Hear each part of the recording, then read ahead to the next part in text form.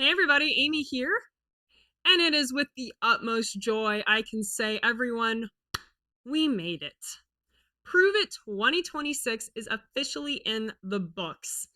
Now, there is a lot to unpack, but the short version, it was bigger, it was better, and it delivered again. Now, my favorite conversations were actually talking to people who came to the conference for the first time ever, because every single one of them said some version of the same thing, which is, this is amazing. I have no idea why a vendor would subject themselves to this, but as an end user, this is awesome. And that's exactly the point. ProveIt is built for the end users. Vendors demo live, and sometimes your laptop dies on stage and you just gotta power through. By the way, that absolutely did happen, but that vendor totally saved it and hit a home run. But yeah, the format is crazy, right? The audience gets to ask whatever they want and the vendors have to answer. There's no safety net. And it's truly the most brutal format for a conference, and that's why people come. Now, there were a few big differences this year, and the first one is the workshops. So, a ProveIt session, as we all know, that's when the vendor gets up on the stage and in front of everybody. You have to make your case to a very broad audience. You have to showcase a live demo and prove value all in 30 minutes. That's intense. Versus the workshops kind of like change the dynamic. They were much smaller rooms, and typically you were talking with people who were actually interested in your product and had a bit more knowledge of it. So you could kind of get more into technical conversations, get into some of the weeds of trying to solve specific end users' issues. And I definitely think it made the event feel much more intimate, and I think complemented the high pressure main stage really well. So I enjoyed the workshops. I hope they continue next year. Speaking of the main stage, something different was the venue this year, and honestly, it was incredible. I have never seen such an impressive room between just the beautiful ceilings, all the lights, the AV, and the really cool part is they actually had this retractable wall that would just come down the middle of the room, and it was soundproof. So that actually split the one grand stage into two smaller stages so we could actually have sessions running in parallel. And with 50 sponsors this year, they needed to do that. And what I appreciate is even though they had sessions running in parallel, they scheduled them very intelligently. So you never had two vendors going who solved the same type of problem. So, for example, if you had an edge solution on one stage, you'd probably have something in the cloud on the other. So that way, the end users didn't have to choose between seeing one competitor versus the other. And speaking of sponsors, I think there were 50 in total, and what's amazing is 16 ended up showcasing solutions specifically for Enterprise C, which was the Life Science Virtual Factory. Which brings me to my next point. In case you haven't noticed, I have not posted anything technical about any of the specific sessions yet for Enterprise C, and that is intentional. And unfortunately, it's because I didn't have time to go see every single Enterprise C presentation. So I didn't think it would be fair to evaluate or shout someone out without actually knowing what everyone did. So here's my plan. Everybody's sessions are going to be getting posted in the next few weeks. So I'm going to go back and make sure I watch every single Enterprise C session. And then what I'm going to do is rank them myself and then probably highlight the best ones in a follow-up video. So keep your eyes out for that. I know there was some really cool tech that the life science industry needs to be aware of. Because honestly, Enterprise C was not easy. In fact, none of the virtual factories were easy this year. I think word on the street is it was about 11 vendors who didn't quite stick the landing. The good news is everyone did follow the base rules, so thank you for that. But it is a hard format to convince the audience that you can prove value in only 30 minutes. Some people, though, absolutely crushed it. And honestly, what really impressed me were the repeat vendors. The ones who were here last year and then came back even sharper this year. I didn't see anybody recycle their demo. So it was really cool to see the evolution in just 1 year. I promise. If you want to know what bleeding edge looks like in manufacturing, it was on that stage. Now, beyond the Prove It sessions, there are other few things that I do want to highlight. And the first one is Jeff Winter's keynote. You know what's funny? He actually didn't tell anybody what he was going to talk about ahead of time, and it ended up being perfect because everything we saw this week was AI, and that's what he talked about. Now, AI has kind of become this giant umbrella term that means everything, and therefore it can also mean nothing at the same time. And Jeff did an incredible job of breaking it down. He took concepts that are genuinely complex and made them digestible for engineers and business leaders alike. He had really great visuals. I appreciated those animations. The logic was clear, and he made a compelling case for how AI can measurably impact an organization, not just conceptually, but operationally. And I honestly could not think of a better way to kick off the week. Now, Jeff Winter was not the only person with a really great presentation. I also thought the SESME and i3X demo crushed it. Now, SESME has this smart manufacturing imperative, and there's basically two big things that I really take away from them, and that is their SM profiles and i3X.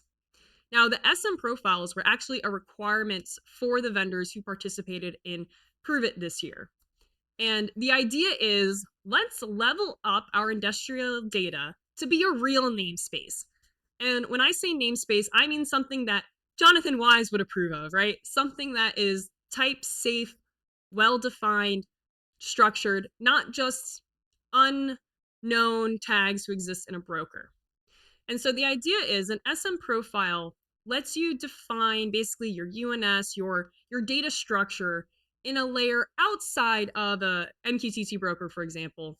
So that way anyone can build applications on top of your namespace. So it's all to push more towards let's use standardization, let's use data governance, and you can define what your structure looks like within SM profile. And you can make an account and it's free and you can go browse public ones that already exist.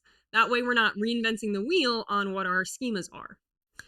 And then the other big thing was the i3X API. You should all check that out, i3x.dev. This is a community developed open common API for manufacturing systems. The goal is let's try and standardize how we communicate.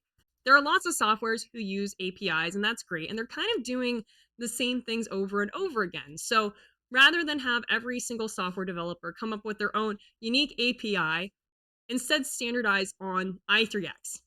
And the goal is to basically eliminate vendor lock-in, enable real portability, standardization, and economics of scale across OT. And the most exciting thing is if both of these efforts gain traction, SM profiles and i3X, they could finally solve a 100-year-old interoperability question that has been plaguing manufacturing. And the cool thing is, I feel like they actually have a shot. At the session, you had HiByte, Inductive Automation, Flow Software, Siemens, all saying that we do support i3X and SM profiles. Those are big names. If those companies can set the standards, I think the dominoes could fall in place for all the other big players in manufacturing to follow. And I really hope that they do. So I strongly encourage everybody to go watch the full SESME presentation when it's posted. It's one of those sessions that could be like historically significant for the industry. Now, speaking of impact on industry, one of the highlights for me was actually Thursday night when I got to attend the ProveIt Award. So this year it went to Arlen Nipper, the co-founder of MQTT. And it was unanimous. He 100% deserved it. And honestly, it was such a beautiful session of people just talking about, their experience working with him and hearing the history of how MQTT came to be. And I'm really glad the conference took the time to highlight him because, when you think about it, everyone at ProveIt would not have been in that room without him. I can't imagine UNS or this conference ever getting to this point without the contributions of Arlen Nipper, without his genius to help co-invent MQTT, and then his selflessness to make sure it became an open standard. That moment meant a lot, and it was well deserved. I'm grateful I got to be there. Speaking of recognition, I do want to highlight one woman who, without her leadership, this conference never would have happened, and that is Tanya Reynolds. For those who don't know, she coordinated basically all of the logistics for this conference, and she's just the best at what she does. Most people see the stage and they don't see all of the work that is going on behind it to make it happen. I promise, guys, she was solving problems that you never even knew existed. And I just wanted to make sure we took a moment to celebrate her and her incredible achievement of once again pulling off such a successful conference. And I think something else that really contributed to the conference's success is they knew how to strike a balance between working hard and playing hard. In that, included with the price of your ticket, this year you actually got to go to 2 events outside of the conference. So first, shout out to Flow Software for sponsoring Medieval Times Night. If you've never been, you gotta go at least once, because at a minimum, you too can order a Princess Punch and also get this ridiculous cup. And the best part is, it even has replaceable batteries. So, like, talk about a good souvenir. I'm gonna remember this night forever.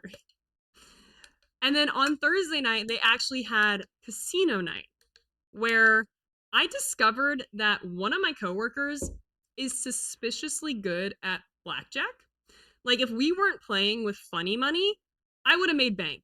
So if I retire early next year, you'll know what happened.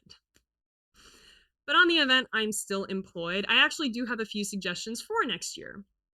And the first one is, I feel like 4 days is like the sweet spot for the duration, but just my thoughts. Oh, and I do have good news. I believe it was mentioned at the conference that they're already planning for next year to have the presentations on the same floor as the booths, which I love. That's going to keep energy centralized and increase natural foot traffic between both of them. And then one other thing is, here's an idea that I really hope they implement, and it's funny because it's not even mine. I was actually having dinner with Jeff Winter, and he suggested that we should let the audience vote on their top 3 sessions during closing remarks. And then only after the audience gives their input should like any MC or walker weigh in on what they thought was the best. And I think that would be a really fun data point to have, because you'll get 2 perspectives. Like, you'll have the industry veterans scoring kind of based on like technical rigor probably, but then we also get to see, what do attendees think, especially ones who've never been here for the first time, you know? I think that comparison could be really, really fascinating. But all in all, it was honestly an incredible week. It was so fantastic hanging out with people from the community. There's too many for me to list them now, but I really appreciate getting to see you guys in person. And huge kudos to everybody who was involved with ProveIt. I mean, you guys scaled it, and I don't think you lost the core of what made ProveIt special the first year. So I guess I just want to say thank you to everyone who presented, who sponsored, who attended.